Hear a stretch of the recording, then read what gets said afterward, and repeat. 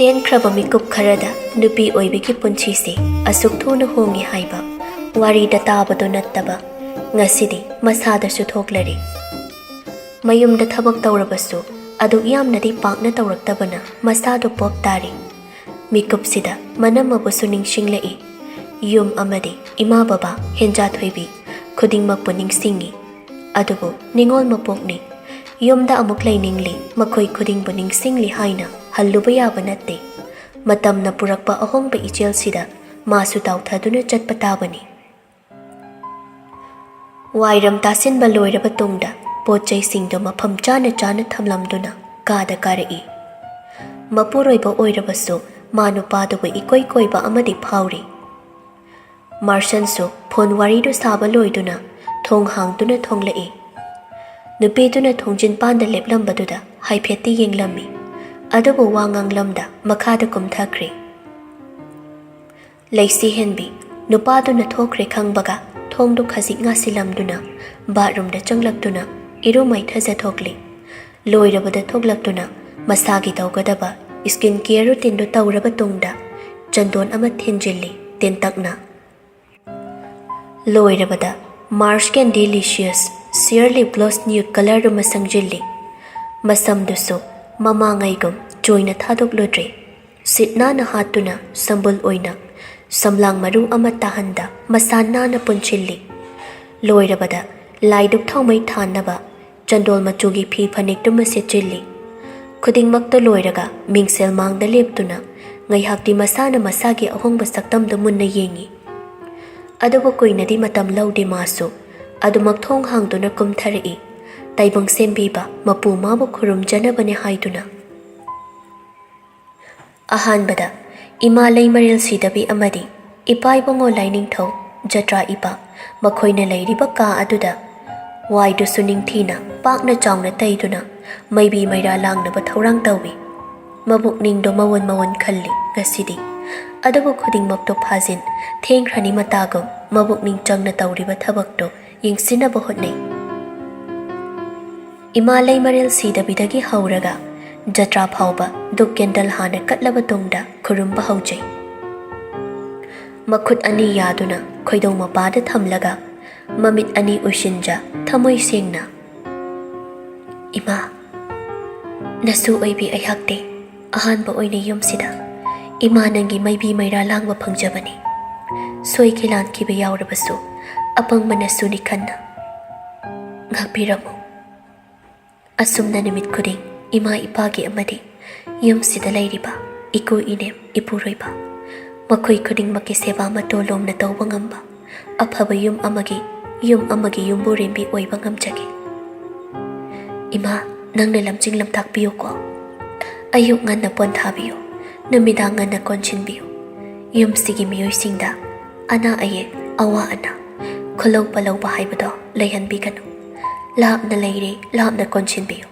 ꯅꯛꯅ ꯂꯩꯔꯦ, ꯅꯛꯅ ꯀꯣꯟꯁꯤꯟꯕꯤꯌꯨꯀꯣ ꯏꯃꯥ꯫ ꯂꯥꯏꯕꯛ ꯀꯠꯂꯕ ꯇꯨꯡꯗ ꯂꯥꯏꯅꯤꯡꯊꯧ ꯏꯄꯥ ꯃꯥꯒꯤ ꯃꯁꯥꯏꯒꯣꯟꯗꯁꯨ ꯑꯃꯨꯛ ꯆꯪꯗꯨꯅ ꯈꯨꯔꯨꯝꯖꯩ꯫ ꯂꯣꯏꯔꯕ ꯇꯨꯡꯗ ꯖꯇ꯭ꯔꯥ ꯏꯄꯥ ꯃꯥꯒꯤ ꯃꯅꯥꯛꯇ ꯑꯃꯨꯛ ꯆꯪꯁꯤꯟꯗꯨꯅ ꯈꯨꯔꯨꯝꯖꯩ꯫ ꯖꯇ꯭ꯔꯥ ꯏꯄꯥ ꯏꯕꯨꯡꯉꯣ, ꯅꯁꯨꯗꯤ ꯀꯔꯤꯁꯨ ꯈꯪꯖꯕ ꯅꯠꯇꯦ꯫ ꯌꯨꯝꯁꯤꯕꯨ ꯆꯦꯀꯣꯟ ꯅꯥꯎꯀꯣꯟꯕꯤ, ꯑꯐꯕ ꯌꯨꯝꯕꯨꯔꯦꯝꯕꯤ, ꯇꯦꯛꯇ ꯀꯥꯏꯗꯅ ꯅꯨꯡꯁꯤ ꯆꯥꯟꯅꯅ ꯊꯝꯕ ꯉꯝꯕ ꯑꯣꯏꯖꯒꯦꯀꯣ꯫ ꯅꯁꯨꯕꯨ ꯊꯧꯅꯥ ꯍꯥꯞꯄꯤꯌꯨ꯫ ꯂꯣꯏꯔ ꯃꯥꯜꯂꯦ ꯈꯨꯔꯨꯝꯂꯤꯕꯗꯣ ꯇꯞꯅ ꯍꯧꯒꯠꯂꯛꯇꯨꯅ ꯀꯥꯗꯨꯗꯒꯤ ꯊꯣꯛꯂꯛꯂꯤ꯫ ꯙꯨꯞꯀꯤ ꯅꯨꯡꯁꯤꯕ ꯃꯩꯀ꯭ꯔꯨꯞ ꯃꯅꯝꯗꯣ ꯀꯥꯗꯨꯗ ꯍꯥꯏꯐꯦꯠ ꯑꯣꯛꯄꯣꯏꯁꯨ ꯇꯧꯔꯝꯃꯤ꯫ ꯂꯩꯃꯁꯨ ꯍꯧꯒꯠꯂꯛꯂꯕꯅꯤ, ꯑꯗꯨꯕꯨ ꯃꯅꯦꯝ ꯑꯣꯏꯔꯤꯕꯤ ꯃꯥꯁꯨ ꯃꯃꯧꯒꯤ ꯃꯇꯧꯗꯨ ꯂꯣꯟꯅ ꯌꯦꯡꯂꯤ꯫ ꯃꯄꯥꯟꯗ ꯊꯣꯛꯂꯛꯂꯕ ꯇꯨꯡꯗ ꯊꯧꯔꯥꯡ ꯇꯧꯗꯨꯅ ꯊꯝꯂꯝꯂꯕ ꯍꯩ ꯂꯩ, ꯀꯕꯣꯛ, ꯙꯨꯞ ꯀꯦꯟꯗꯜꯅꯆꯤꯡꯕꯁꯤꯡꯗꯨ ꯃꯥꯒꯤ ꯃꯐꯝꯗ ꯅꯤꯡꯊꯤꯅ ꯍꯥꯞꯇꯨꯅ ꯁꯦꯝꯂꯕ ꯇꯨꯡꯗ ꯃꯃꯤꯠ ꯑꯅꯤ ꯎꯏꯁꯤꯟꯅ ꯃꯈꯨꯠ ꯑꯅꯤ ꯌꯥꯖꯗꯨꯅ ꯁꯦꯝꯕꯤꯕ ꯃꯄꯨ ꯃꯥꯕꯨ ꯄꯨꯛꯅꯤꯡ ꯆꯦꯠꯅ ꯊꯥꯒꯣꯟꯅꯖꯔꯛꯏ꯫ ꯇꯥꯏꯕꯪꯕꯨ ꯁꯦꯝꯕꯤꯔꯤꯕ ꯏꯄꯥ ꯏꯕꯨꯡꯉꯣ, ꯅꯁꯨꯅ ꯀꯠꯆꯔꯤꯕꯁꯤꯡꯁꯦ ꯍꯩꯔꯥ ꯑꯃꯅ ꯍꯩꯔꯥꯡꯒꯤ ꯂꯩꯈꯜ 109 ꯆꯤꯟꯗꯝꯕꯤꯌꯨꯀꯣ꯫ ꯀꯠꯆꯔꯤꯕ ꯁꯤꯡꯉꯦ ꯂꯩꯔꯥꯡꯁꯨ ꯏꯄꯥꯒꯤ ꯅꯥꯕꯗ ꯊꯤꯠꯄꯤꯌꯨ꯫ ꯅꯁꯨꯗꯤ ꯀꯔꯤꯁꯨ ꯈꯪꯖꯕ ꯍꯩꯖꯕ ꯅꯠꯇꯦꯀꯣ꯫ ꯁꯣꯏꯈꯤ ꯂꯥꯟꯈꯤꯕ ꯌꯥꯎꯔꯕꯁꯨ ꯑꯄꯪꯕ ꯇꯥꯏꯕꯪ ꯃꯤꯑꯣꯏꯕꯅꯤ ꯈꯟꯅ ꯉꯥꯛꯄꯤꯔꯝꯃꯨ꯫ ꯅꯁꯨꯕꯨ ꯑꯈꯥꯡ ꯀꯟꯕꯤ ꯂꯩꯕꯥꯛ ꯂꯩꯒꯤ ꯁꯛꯂꯣꯟ ꯂꯧꯕ ꯉꯝꯍꯟꯕꯤꯌꯨꯀꯣ꯫ ꯏꯃꯨꯡꯁꯤꯗ ꯂꯩꯔꯤꯕ ꯏꯅꯦꯝ ꯏꯀꯨꯕꯨ ꯑꯅꯥ ꯑꯌꯦꯛ ꯌꯥꯎꯍꯟꯕꯤꯒꯅꯨ꯫ तुरई इरई चलहनबीगनु अैगी इपुरैबा ओइरिबा माबुसु अना अये असोक अपन यावहनबीगनु तौरुबा सिलम सिन्धा पांगबा तौरुबा खुदिंगमक्ता माई पाकबा मियामदगी मिकोक थोंगबा इचाक इरन पिनबियु नुंगसी चानना पुकजल खोइजल तिनना इंगना पानबे इमुंग हाइबदो ओइजबा ngamba पिनबिरमुको युमसिगी मतिक चाबी खोमजिन तासिन्दुना पुमनमक पुचिको नाकोनबी अफब युमसिगी युमबुरेंबी ओइबा ngamnaba थौना लिंजल हापिरमु लेइमसु मांगोलदुदा थोरक्तुना मतौदु येंगी नुंगसीना मकोक्ता फीदुना खजिक मौने ताक्तुना कुपलगा मबुकनिंग चंगना लाई खुरुमलिबा मतौदु उबदा गतलिबदु लौदा लौबिरमगदबा माली मथंतसु हाइजै अैगी मौसिदी इचम चंबी ओइदेना आंगांग ओइरबसु युमबालोंचे कयादा मरिक जुमना खंगलिबा युमसे पोंथन हेक थलिदा लन चंबी असेंगबा युमलैमा ओइदौरी लैसी हेनबिना लाई खुरुमबा लोइदुना ओंथोरकपदा मनेमना माबु मुन्ना येंगदुना लैरमबदा खजिकति खंगी करी सोइख्रे हाइनसु वखलददि खंजै अदुबु मासु लाक्तुना इमासे अैदि खंजहौद्रे थोकपिरकपा अैना कटपसे असोइबा याउब्रा युमदसु तोइना तौरक्तबनिना अैना सोइबा याउरसु इमासेना सेमदोकपियु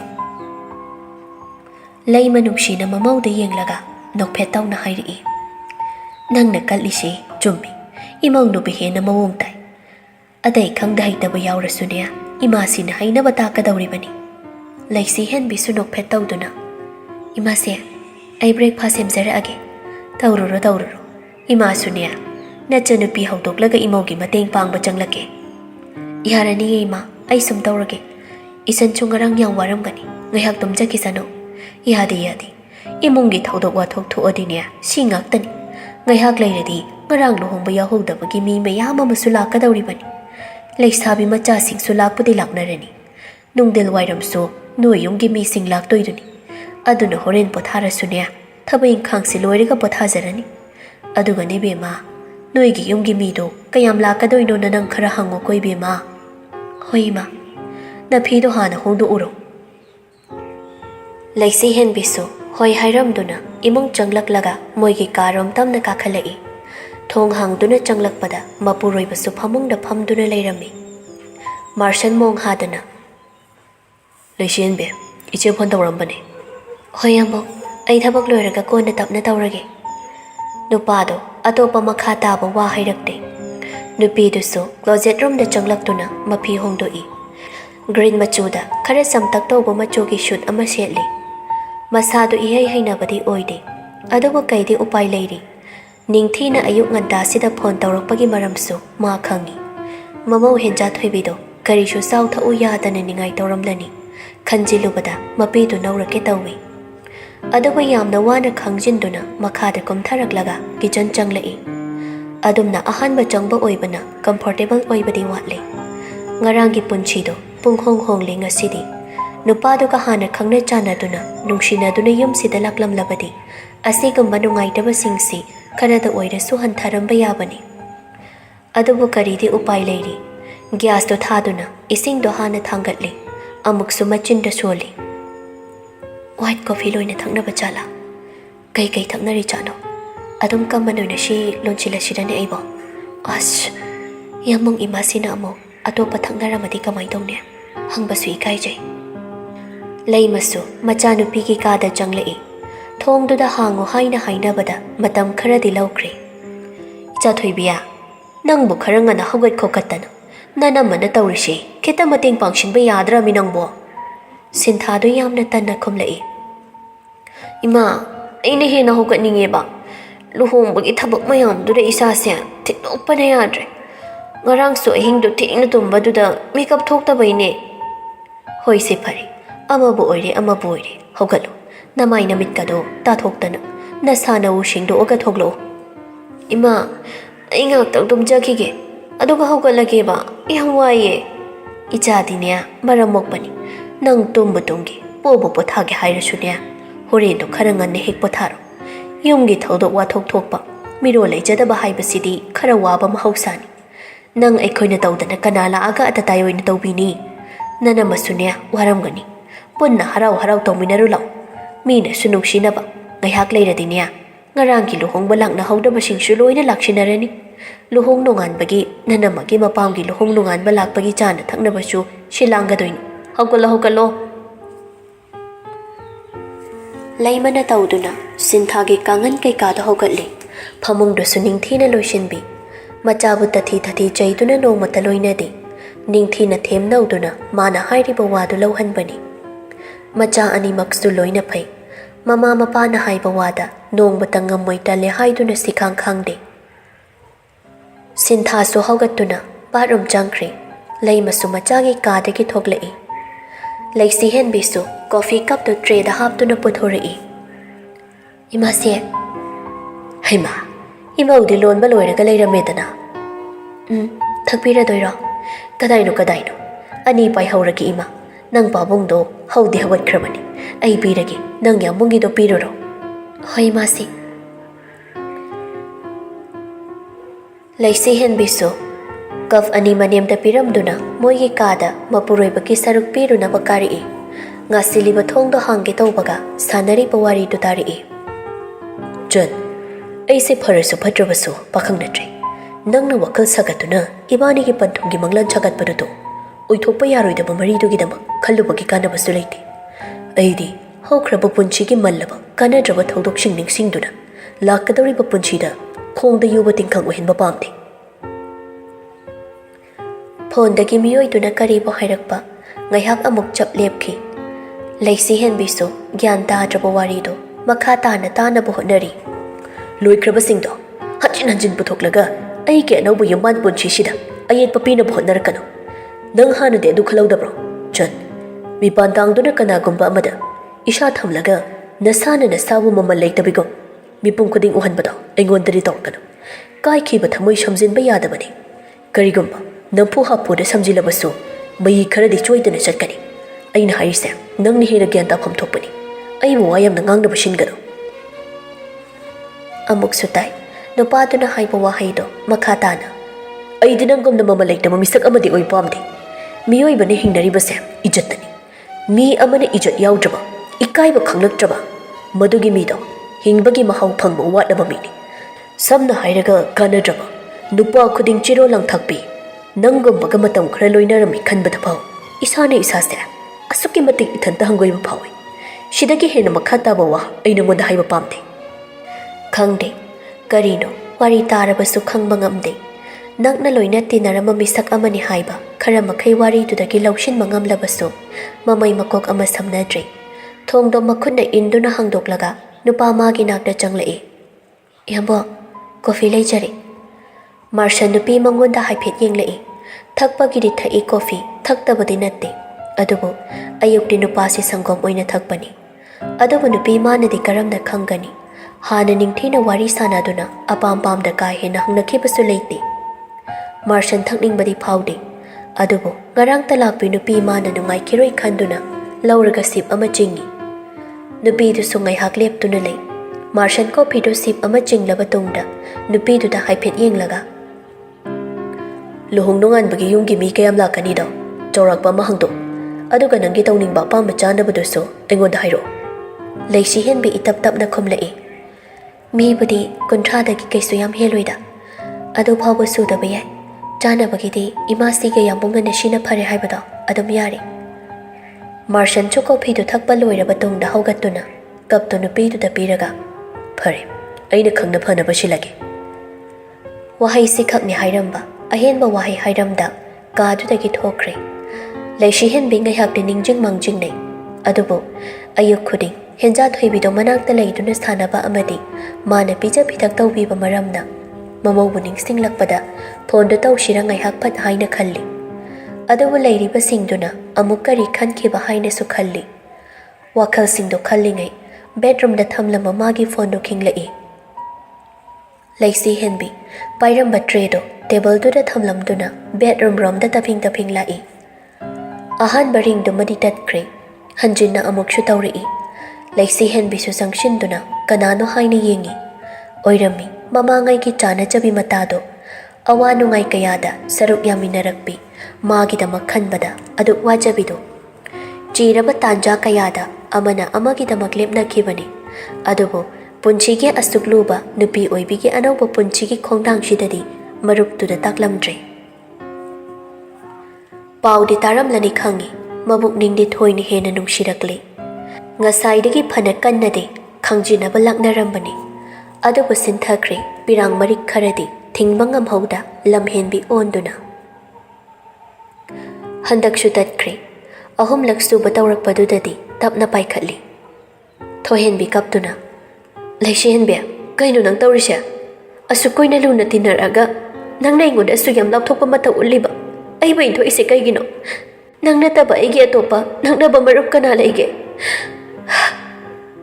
punchigi adukluba anauba punchigi khongthang thangba numittuda aingoda karisto haibiraktaba chahi kaya malotuna nangbu ubasu phangandaba nang yapatte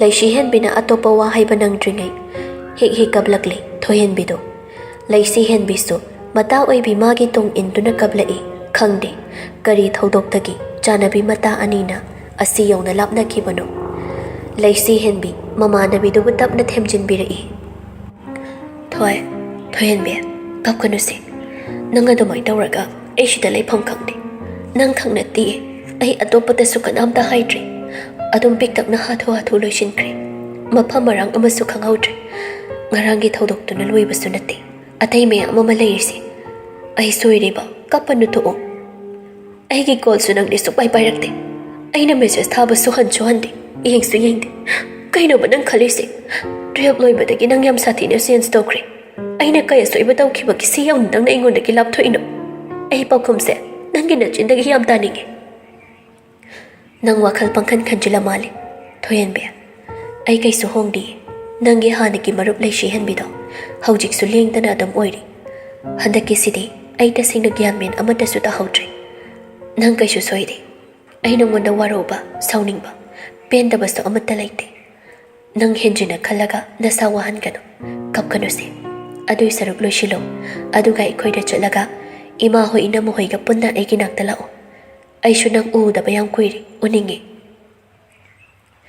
thohenbi kaplibado khajikte hanthari uningi ingaw ngaw bi chanabi mata magi anauba punchigi ahomba saktamdo ai soitana lake nang kai pamge kai chaninge ai loina purake kaishu chaningdi nang khak uningi nangna aigi nakta lakpado adu khak pame atai yamta I pamde lakpadi lakani hingjabi nangna ai inge inthoga ai yam sauningi bani nang ho kona sauro ba luhong nungan balak na ba ke thaba hauduro ai shu thaba ingkhang ki dalu shilokige ina mo hoiga punna lao ai noi ngairam ge ko thamzaro ai shu loi shilokige wahai se haina duna phono thamnari khangde thohenbi pangha da haraukre matagi anoba yumbal punchi dugi damaksu nungai ba phauri aduga koina uge phanglu trabi mata dubu uni khanbadasu mathumarang hobana masadu koilang heklang jai laisi hen biso kada koina laithokte manem amadi yumdu da lairiba singsina kari khan khini haina mi pai jai laiminaramba miyoina chatkibasi kaya ka henna nang aloina daba kanadi masigi chaina se phangba yaude mikup khuding chare chamina phamle tumle chatle adumak loina tuna laiminaramba miyoidudi yamna waba amani henja thoibido ngarang hek halakpadagini manigi phamungda tumduna kapliba manibu kauduna